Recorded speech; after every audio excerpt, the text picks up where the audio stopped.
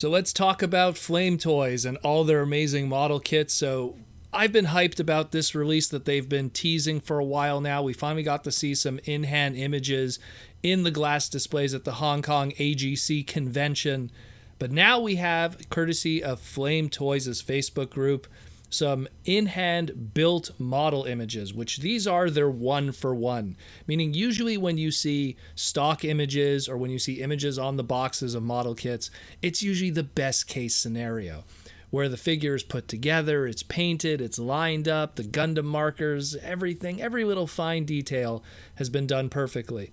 But now they're showing the one for one sample shots here. And what are those is if you're someone that literally opens the model kit, builds it straight up, it's snapped together, very simple, no glue required, and how the figure would look if you didn't add any extras to it.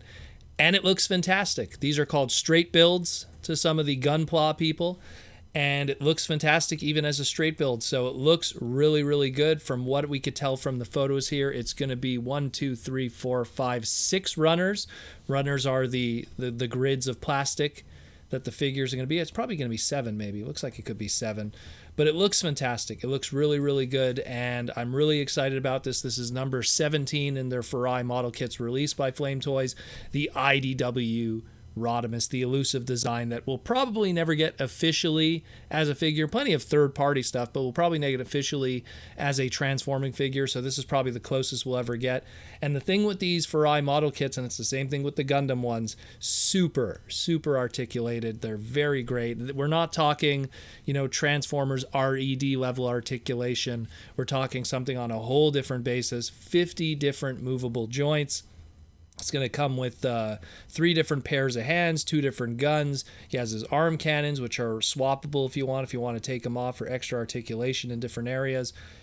Looks fantastic. And I think these ones are going to be 15 centimeters, so about 6 inches, these ones. So in between a Deluxe and a Voyager, so it'll fit in your collection if you want to have it on display. Looks really good.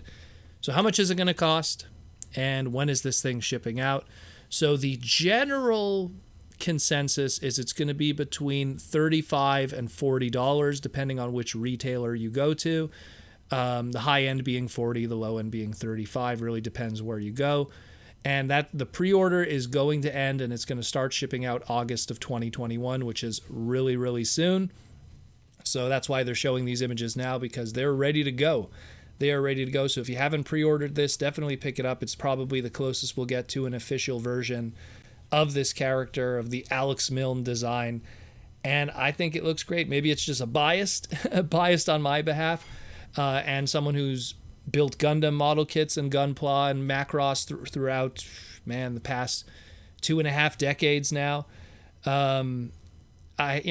These look great. And I will say this as someone who's built already some of the other Flame Toys kits, the Furai model kits by Flame Toys. You don't really need to have a lot of experience in building these. You could do a straight build. You don't have to paint them. You don't need glue.